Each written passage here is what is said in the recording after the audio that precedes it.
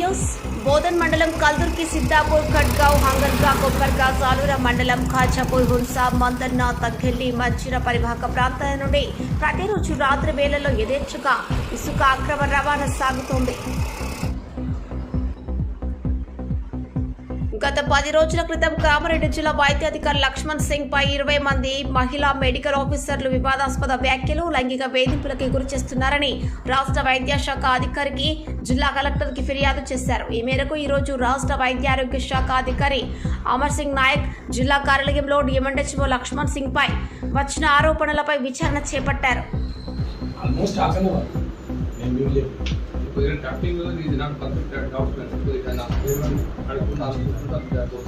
ఎందుకు జీతం అనేది మనకు పని రాదు.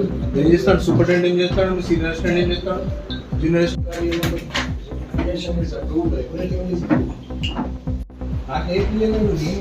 హైదరాబాద్ ఉప్పల్లో భారీ వర్షం స్తంభించిన ట్రాఫిక్, ప్రయాణికులకు తీవ్ర అంతరాయం.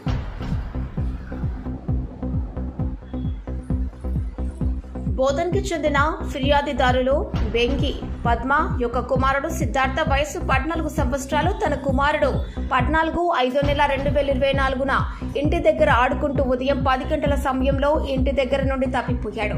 తన కుమారుణ్ణి కొరకు చుట్టుపక్కల వెతికినా అతని ఆచూకీ లభించలేదని ఫిర్యాదు ఇవ్వగా కేసు నమోదు చేసుకుని దర్యాప్తు చేస్తున్నారు.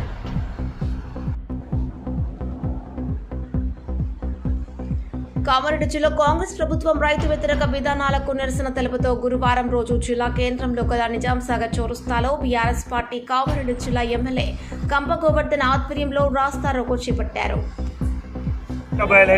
ఇవాళ రాష్ట్ర వ్యాప్తంగా కేసీఆర్ గారి నాయకత్వంలో బీఆర్ఎస్ పార్టీ కార్యకర్తలు రైతులు కలిసి ఇవాళ ఉద్యమం చేపడతా ఉన్నాం. దొడ్డు వడ్లకి ఇవ్వం మేము 500 బోనస్, కేవలం సన్న వడ్లకే ఇస్తామని చెప్పడం సిగ్గుచేటు.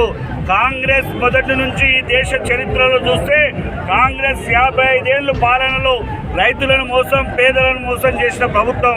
మరొకసారి కాంగ్రెస్ నిరస్వరూపం, ఇలా ముఖ్యమంత్రి నిరస్వరూపం పట్టబయలైంది. ఇవాళ రాష్ట్ర వ్యాప్తంగా కేసీఆర్ గారి నాయకత్వంలో బీఆర్ఎస్ పార్టీ కార్యకర్తలు రైతులు కలిసి ఇవాళ ఉద్యమం చేపడతా ఉన్నాం. దొడ్డు వడ్లకు 500 బోనస్ ఇచ్చే వరకు ఈ పోరాటం ఆగదు. నేను రైతులను, ప్రజలను కోరుతా ఉన్నాను, ఆయన 15 ఆగస్టు ఏదైతే 2 లక్షల రుణమాఫీ చెప్పిండో అది కూడా స్థానిక సంస్థలు ఎంపీటీసీ, జెడ్పీటీసీ, సర్పంచ్ ఎన్నికలు ఉన్నాయి కాబట్టి ఆ ఓట్లు అయ్యేదాకానే ఆ డేట్ పెట్టి. నసరులాబాద్ మండలంలోని దుర్కి గ్రామంలో దేగ్లూర్ జ్ఞానేశ్వర్ అనే వ్యక్తి పప్పు దినుసులు అమ్ముకుంటూ గ్రామానికి వచ్చాడు. ఈ క్రమంలో తోకల బాలప్ప అనే మహిళ అతని వద్ద పప్పులు కొనుగోలు చేసి బదులుగా అతనికి బియ్యం ఇచ్చింది. అతనికి ఇచ్చిన బియ్యంలో తోకల బాలవ్వ దాచుకున్న డబ్బులు 21,600 రూపాయలున్న విషయాన్ని గమనించి మానవతా దృక్పథంతో ఆమెకు తిరిగి ఇచ్చేయాలనుకున్నాడు. అతను ఈ విషయాన్ని గ్రామంలోని నాయకుల దృష్టికి తీసుకువెళ్లాడు. గురువారం రోజు స్థానిక ఎంపీటీసీ డాక్టర్ కుమారి నారాయణ, శ్యామల, శ్రీనివాస్ వారి చేతుల మీదుగా బాధితురాలికి అందించి మానవత్వం చాటుకున్నాడు. డబ్బులు తిరిగి ఇచ్చినందుకు పప్పుల వ్యాపారిని గ్రామస్తులు అభినందించారు. నాగర్ కర్నూలు జిల్లా తెలంగాణలోని నాగర్ కర్నూలు జిల్లా కల్వకుర్తి హైదరాబాద్ హైవే రోడ్డుపై భీకర వాతావరణం నెలకొంది స్థానికులు తెలిపారు. కందుకూరు గేట్ సమీపంలో కల్వకుర్తి నుండి హైదరాబాద్ వెళ్తున్న ఆర్టీసీ బస్సుపై సుమారు 100 మంది బైకర్లు దాడికి పాల్పడినట్లు తెలిపారు. కత్తులతో దాడి చేసి బస్సు అద్దాలను పగలగొట్టారు. దాడి జరిగిన సమయంలో బస్సులో 15 మంది ప్రయాణికులు ఉన్నారన్నారు. స్థానికులు వెంటనే డయల్ 100కు డయల్ చేసి పోలీసులకు సమాచారం అందించారు. పోలీసులు సంఘటనా స్థలానికి చేరుకొని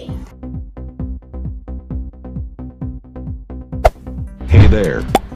Subscribe to my channel. And also press this bell icon.